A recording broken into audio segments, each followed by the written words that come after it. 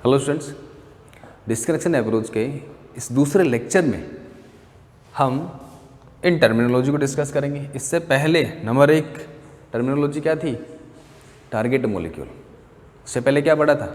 Disconnection approach क्या होती है और उसका रिप्रेजेंटेशन कैसे करते हैं, और टारगेट मॉलिक्यूल क्या होते हैं, और डिस्कनेक्शन अप्रोच की ज़रूरत क्यों पड़ी, हम डिस्कनेक्शन अप्रोच क्यों कर रहे हैं, ये हमने डिस्कस कर लिया था। इस लेक्चर में हम डिस्कस करेंगे फंक्शनल ग्रुप इंटर कन्वर्जन। जैसे नाम से पता लग रहा होगा कि एक फंक्शनल ग्रुप का दूसरे फंक्शनल ग्रुप में कन्वर्ट होना, इसे कहते हैं फंक्शनल ग्रुप इंटर कन्वर्जन। ये डिस्कनेक्शन में काम आता है। अब इसकी ज़रूरत क्यों पड़ी, ये भी हम पढ़ेंगे। फंक्शनल ग्रुप इंटर कन्वर्जन का मतलब तो समझ में आ गया होगा कि किसी भी केमिकल रिएक्शंस के द्वारा एक फंक्शनल ग्रुप को दूसरे फंक्शनल ग्रुप में कन्वर्ट करना फंक्शनल ग्रुप इंटर कन्वर्जन कहलाता है। क्लियर? हमने काल्पनिक रूप से कर तो दिया कि NO2 को NH2 में कन्वर्ट कर दिया, NH2 को NO2 में कन्वर्ट कर दिया काल्पनिक तरीके से डिस्कनेक्शन से। लेकिन वो NO2 नाइट्रो क्या एमीन में कन्वर्ट हो सकता है? बिल्कुल हो सकता है। कौन से मेथड से कन्वर्ट हो सकता है? रिडक्शन। आसान है। तो दोनों का इंटर कन्वर्जन होना चाहिए। अब इंटर कन्वर्जन की ज़रूरत क्यों पड़ी, अपन एक एग्जाम्पल भी लेंगे और उस एग्जाम्पल से इसको डिस्कस भी करेंगे। इसकी डेफिनेशन अपन कैसे डिस्कस करेंगे? इसकी डेफिनेशन हम क्या लिखेंगे? Functional group inter conversion is a process which involve functional group inter conversion is a process which involve the conversion of one functional group to another functional group by using some reactions like reduction, oxidation, substitution, etc. तो किसी भी reactions का use करके, चाहे oxidation हो, एक functional group को दूसरे फंक्शनल ग्रुप में कन्वर्ट करना है, चाहे आप ऑक्सीडेशन का इस्तेमाल करें या फिर रिडक्शन का इस्तेमाल करें या सब्स्टिट्यूशन रिएक्शन का इस्तेमाल करें या एडिशन रिएक्शन का इस्तेमाल करें, आपको एक फंक्शनल ग्रुप को दूसरे में कन्वर्ट करना आना चाहिए। इस तरह से हर एक फंक्शनल ग्रुप का इंटर कन्वर्जन आपको आना चाहिए। फॉर एग्जांपल, अल्कोहल से कीटोन बना सकते हैं, कीटोन से वापस अल्कोहल भी बना सकते हैं। बना सकते हैं? बिल्कुल बना सकते हैं।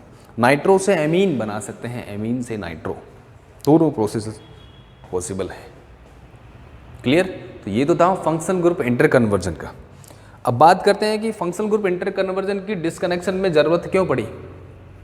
Y we use FGI, functional group interconversion in disconnection approach. तो उसमें आपको एक ही सेंटेंस लिखना है, बिकॉज इन सम केसेस, क्योंकि कुछ केसेस में क्या होता है कि वहाँ हम मॉलिक्यूल को डिस्कनेक्ट तो कर देते हैं, लेकिन जब रिवर्स इसको रिएक्शन करते हैं तो जिस पोजीशन से, जिस जगह से वो ग्रुप हमने डिस्कनेक्ट किया है, रिएक्शन वापस से सिंथेसिस करते हैं तो वो उस जगह पे नहीं जुड़ता, दूसरी जगह पे जुड़ जाता है।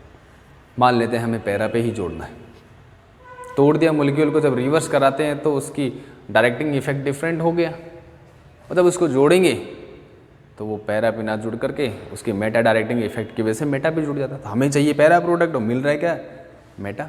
तो गलत हो गया हमारा डिस्कनेक्शन अप्रोच। तब हमें ज़रूरत पड़ेगी कि फंक्शनल ग्रुप इंटर कन्वर्जन। हो सकता है कि एक स्टेप हमने और बढ़ा दिया, डायरेक्ट डिस्कनेक्ट ना करके पहले उस फंक्शनल ग्रुप को दूसरे फंक्शनल ग्रुप में कन्वर्ट किया, ये भी डिस्कनेक्शन का पार्ट है, फिर उसको डिस्कनेक्ट करना है। क्लियर? एक एग्जांपल लेकर के मैं आपको इस चीज़ को एक्सप्लेन करता हूँ। एग्जांपल अपन ले लेते हैं डिस्कनेक्शन का, जिसमें अपन FGI पढ़े कि FGI का मतलब क्या है। हमने एक टारगेट मॉलिक्यूल लिया, ध्यान देना, टारगेट मॉलिक्यूल जिसका अपन डिस्कनेक्शन कर रहे हैं वो आपका क्या कहलाएगा? Target molecule. अपन डेफिनेशन या टर्मिनोलॉजी पढ़ चुके हैं।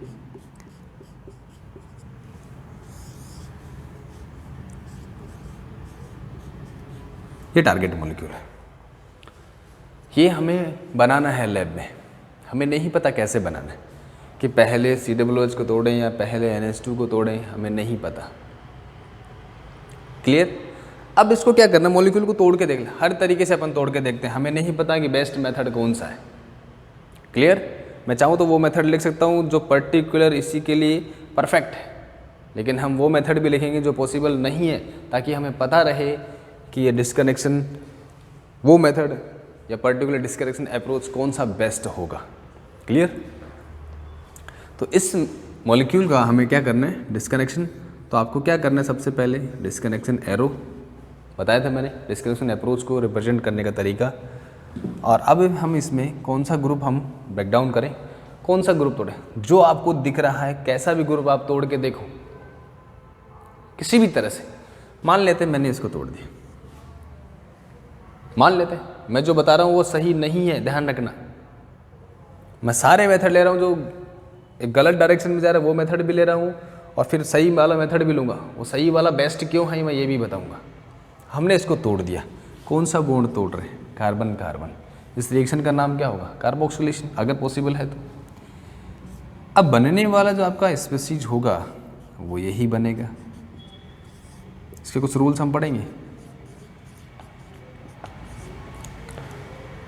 मैं इस ग्रुप को पॉजिटिव क्यों लिखा, क्योंकि बेंजीन रिंग और बेंजीन रिंग कौन सी रिएक्शन देता है, इलेक्ट्रोफिलिक सब्स्टिट्यूशन रिएक्शन, इलेक्ट्रोफिलिक। तो इसका इलेक्ट्रोफाइल होना जरूरी है। अगर मान लेते मैंने यहाँ प्लस कर दिया, यहाँ माइनस कर, ध्यान देना ये जो प्लस माइनस बना रहा हूँ ये सिर्फ सब काल्पनिक है।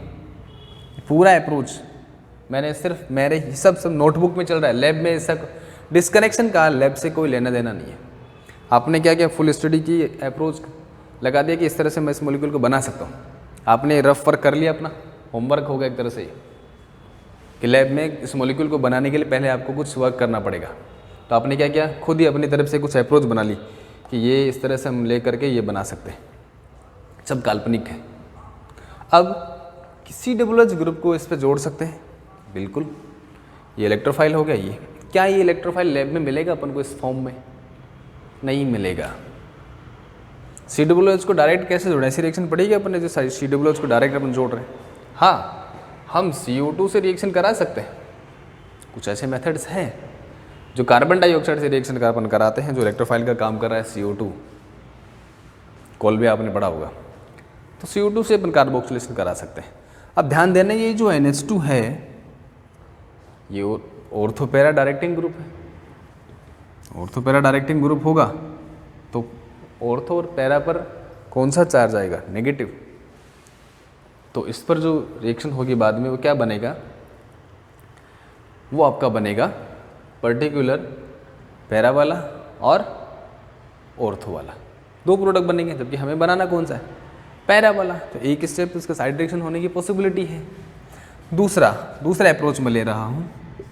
इस अप्रोच में मैं क्या कर रहा हूँ, ये पहली अप्रोच थी फर्स्ट वाली, इस बार मैं यहाँ से मॉलिक्यूल को तोड़ रहा हूँ। Second approach, carbon nitrogen bond arrow के ऊपर अपन को लिखना है।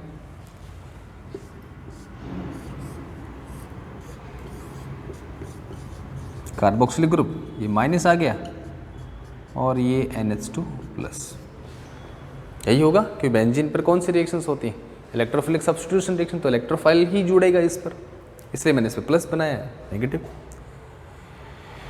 हालांकि प्लस माइनस पॉसिबल नहीं है, ये किससे हम इजीली अवेलेबल मटेरियल में कन्वर्ट करेंगे इनको, कि ये हम कहाँ से ले सकते, CO2। तो जो फ्रेगमेंट्स बन रहे हैं इनको सिंथोन कहते हैं। मैं पहले ही बता रहा हूँ, फंक्शनल ग्रुप इंटर कन्वर्जन में टर्मिनोलॉजी में पहले ही काम में ले रहा हूँ, सिंथोन। फ्रेगमेंट करने के बाद में जो एनायनिक और कैटायनिक स्पीसीज बनती है उनको सिंथोन कहते हैं। और इन सिंथोन को जिस मॉलिक्यूल से, जिस कंपाउंड से, जिस मिक्सचर से हम प्राप्त कर सकते हैं वो सिंथेटिक इक्विवेलेंट कहलाता है। ये अपन आगे डिस्कस करेंगे डिटेल से। ये वाला हो गया। क्या NH2 प्लस पॉसिबल है क्या? NH2 पे अगर हम जनरली देखें तो माइनस पॉसिबल है, NH2 माइनस ईजीली अवेलेबल है, ये सिंथोन अवेलेबल नहीं है। ये हमें पता होना चाहिए। कहा था मैंने कि डिस्कनेक्शन अप्रोच में हमें बेसिक केमिस्ट्री का नॉलेज होना चाहिए, नहीं है तो साथ के साथ हम उस बेसिक केमिस्ट्री को भी पढ़ते जा रहे हैं। मैं समझाता जाऊँगा, हर एक स्टेप को एक्सप्लेन करूँगा। तो बेसिक केमिस्ट्री अगर आपने सरफेस पढ़ी हुई है तो थोड़ा और यहाँ पर अपन पढ़ेंगे उसको डिटेल से।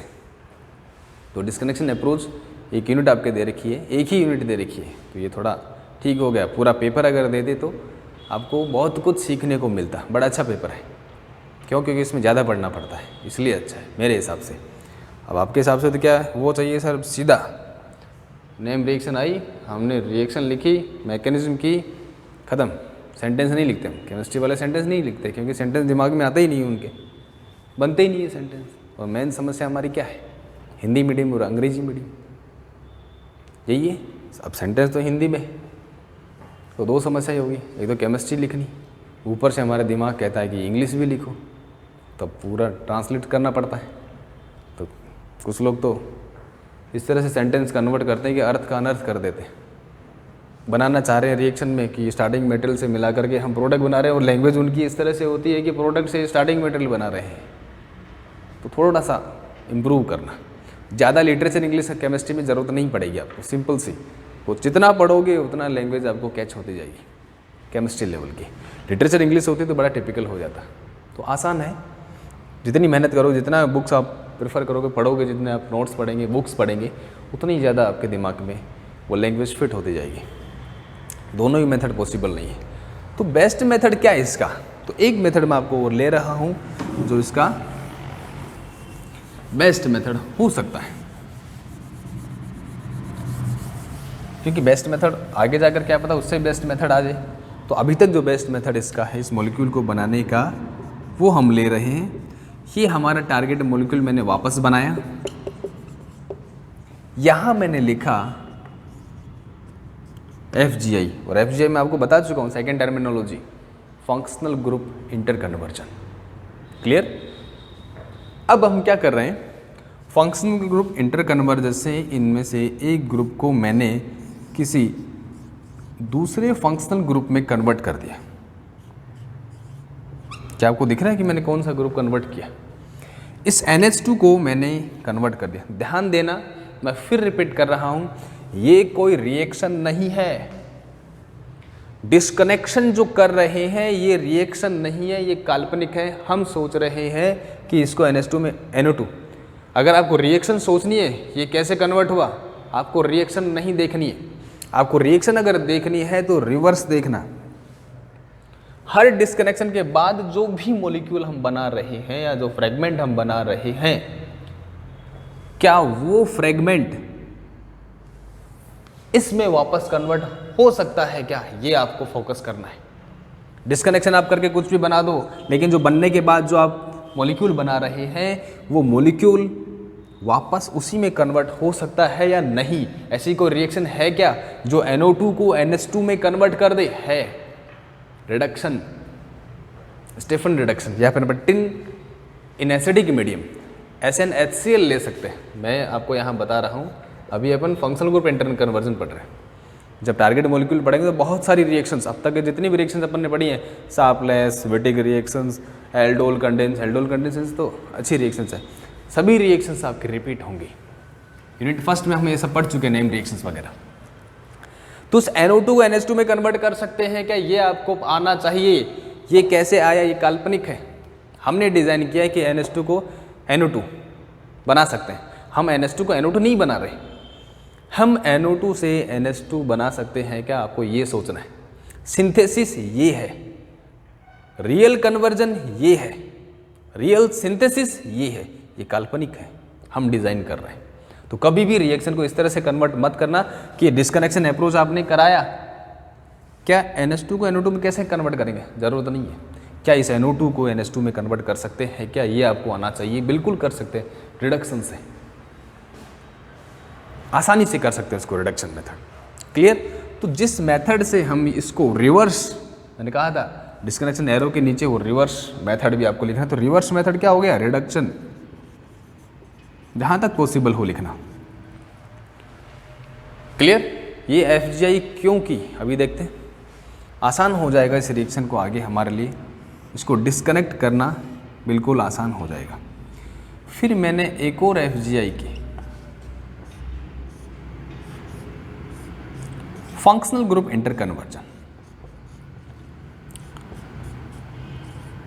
मैंने कहा था आपको ये नहीं देखना है कि COOH CH3 में कैसे कन्वर्ट हुआ, आपको ये देखना है क्या इस CH3 को COOH में कन्वर्ट कर सकते हैं क्या। ये NO2 सेम है। इस बार FGI किसमें की, तो बताइए मुझे, क्या इस बेंजीन से जुड़े हुए मिथाइल ग्रुप को कार्बोक्सिलिक एसिड में कन्वर्ट कर सकते हैं? बिल्कुल कर सकते हैं। Strong oxidising agent, potassium dichromate, potassium permanganate, KMnO4, इस मिथाइल को, CH3 ग्रुप को COOH में चेंज कर सकता है। कौन सा मेथड होगा, ऑक्सीडेशन।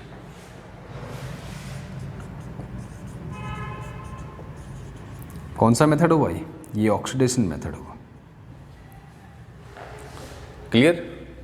अब आपको क्या करना है, स्टेप में क्या करना है, इस बॉन्ड को डिस्कनेक्ट कर रहे हैं, डिस्कनेक्शन एरो हमने बना दिया। कौन सा बॉन्ड तोड़ रहे हैं, कार्बन नाइट्रोजन। इस मेथड को क्या बोलेंगे, नाइट्रेशन। क्या बना, टोलुइन, टोलुइन बचेगा और नीचे क्या बचा, NO2 प्लस। और NO2 प्लस हम किससे लेके आ सकते हैं, NO2 प्लस क्या लैब में NO2 प्लस के फॉर्म में मिलेगा, क्या नहीं मिलेगा। प्लस माइनस जो मैं बना रहा हूँ वो सिर्फ आपको काल्पनिक है, ये सब प्लस माइनस आप बना भी देना कोई बात नहीं। सिंथोन कहते हैं इनको, जो फ्रेगमेंट आयंस की फॉर्म में बनते हैं उनको सिंथोन कहते हैं। डिस्कनेक्शन अप्रोच के दौरान क्या ये cation as it is lab में मिलेगा, नहीं मिलेगा। तो इस NO2 प्लस को कैसे बनाएंगे, हम लैब में क्या करेंगे, HNO3 प्लस H2SO4 का मिक्सर लेते हैं जिसे नाइट्रेटिंग मिक्सर कहते हैं। और इन दोनों नाइट्रेटिंग मिक्सर से क्या बनता है, कौन सा इलेक्ट्रोफाइल बनता है, NO2 प्लस। हम 11th 12th क्लास से पढ़ते आ रहे हैं, नाइट्रेशन NO2 प्लस बनता है इन दोनों से। तो NO2 प्लस किससे बना रहे हैं, HNO3 प्लस H2SO4। तो ये सिंथेटिक इक्विवेलेंट किस फॉर्म में मिल रहा है हमें, HNO3 H2SO4। तो ये कहलाते हैं सिंथेटिक इक्विवेलेंट, जो पर्टिकुलर क्या बना रहे हैं, सिंथॉन। तो यहाँ दो टर्मिनोलॉजी मैंने बताई थी, थर्ड और फोर्थ, सिंथॉन और सिंथेटिक इक्विवेलेंट भी आपको समझ में आ गई होंगी, उनको अपन डिस्कस भी करेंगे। अब ये टोलुइन है, अब लैब में टोलुइन इजीली अवेलेबल है क्या, डिस्कनेक्ट आपको वहाँ तक करना है जहाँ तक आपको वेल नोन कंपाउंड या इजीली अवेलेबल स्टार्टिंग मटेरियल ना मिल जाए। टोलुइन हम जानते हैं बहुत फेमस है, लैब में मिल जाता है लिक्विड फॉर्म में, और नाइट्रिक मिक्सर भी आपको मिल जाएगा। क्लियर? आप चाहें तो CH3 को भी तोड़ सकते हैं, क्या बनेगा, बेंजीन और CH3। अब बेंजीन पे CH3 कैसे लगाएंगे, फ्रिटल क्राफ्ट एल्काइलेशन, आसान है। तो यहाँ आपके स्टार्टिंग मटेरियल जो बना वो इजीली अवेलेबल है। जब भी सिंथेटिक एनालिसिस आपका पूरा हो जाए तो आपको इस मेथड को रिवर्स करके चेक करना है कि सिंथेसिस पॉसिबल है या नहीं है। तो लास्ट स्टार्टिंग मटेरियल हमारा क्या मिला, टोलुइन। आप बेंजीन से भी स्टार्ट कर सकते हैं और टोलुइन बना सकते हैं, फ्रिटल क्राफ्ट एल्काइलेशन। ध्यान देना यहाँ हम क्या कर रहे हैं, डिस्कनेक्शन। तो double head arrow, double line arrow ले रहे हैं अपन। अब क्या करें, सिंथेसिस। तो सिंथेसिस में डबल लाइन एरो मत ले लेना। इस टोलुइन और NO2 प्लस की रिएक्शन करानी है। NO2 प्लस इस फॉर्म में तो मिलेगा नहीं, किस फॉर्म में मिलेगा, सिंथेटिक इक्विवेलेंट जिसको अपन कहते हैं HNO3 concentrate, HNO3 plus concentrate H2SO4। Concentrate ले रहे हैं दोनों, ध्यान रखना। क्या कहलाई, नाइट्रेशन। इस मिक्सर को क्या कहते हैं, नाइट्रेटिंग मिक्सर कहते हैं। क्लियर? तो रिएक्शन आपको ये दिख रही होगी। अब ये NO2 का लगेगा, ऑर्थो और पैरा दोनों पोजीशन पे लगेगा। हमें कौन सा चाहिए, पैरा वाला। देखना, ये तो हमने स्टार्टिंग मटेरियल में ले लिया, टोलुइन और नाइट्रेटिंग मिक्सर। क्या बना, यही बना, CH3NO2। अब इससे क्या बनाना है, ये वाला CH3 को कन्वर्ट किस में करना, COOH में। जो बनाए उसी को रिवर्स करते जाना, अगर आपका सही है तो। यहाँ क्या कराएंगे, ऑक्सीडेशन, स्ट्रॉन्ग ऑक्सीडाइजिंग एजेंट लेते हैं, पोटेशियम डाइक्रोमेट। इसीलिए कहा था मैंने, सभी रिएक्शन आपको पता होनी चाहिए, क्योंकि डिस्कनेक्शन में बहुत सारे रिएक्शंस यूज़ होंगे। हर रिएक्शन कभी भी, कोई भी स्टेप में कोई भी रिएक्शन यूज़ हो सकती है, क्योंकि हमें क्या करना है, कोई भी मॉलिक्यूल बना सकते हैं, कोई भी मॉलिक्यूल बनाना पड़ जाए तो CH3 से COOH ईजिली बना सकते हैं ऑक्सीडेशन करा के। NO2 पे कोई इफेक्ट नहीं पड़ेगा। क्या ये मॉलिक्यूल बन गया, ऑक्सीडेशन से बन गया। क्या अब इस मॉलिक्यूल से ये बना सकते हैं, बिल्कुल आसानी से बना सकते हैं। हमें NO2 को किस में कन्वर्ट करना है, NH2 में। क्या कराएंगे, रिडक्शन, और क्या बनेगा,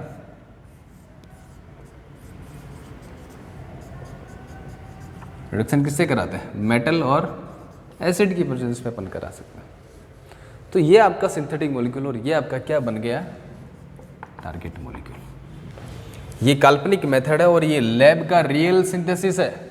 आपको लैब में जो बना दिया आपने, इसको लैब में परफॉर्म करके देखना है कि बन रहा है या नहीं बन रहा। हालांकि हमें एग्जाम के पर्पज से लैब में परफॉर्म नहीं करना, हमें सिर्फ कॉपी में अपने रजिस्टर में अपने नोट्स में ही परफॉर्म करके ख़त्म करना है इसको। तो ये था फंक्शनल ग्रुप इंटर कन्वर्जन। यहाँ फंक्शनल ग्रुप इंटर कन्वर्जन करते हैं तो ही ये पॉसिबिलिटी होती है, वरना इस मॉलिक्यूल को बनाना, उसको डिस्कनेक्ट करना आसान नहीं है।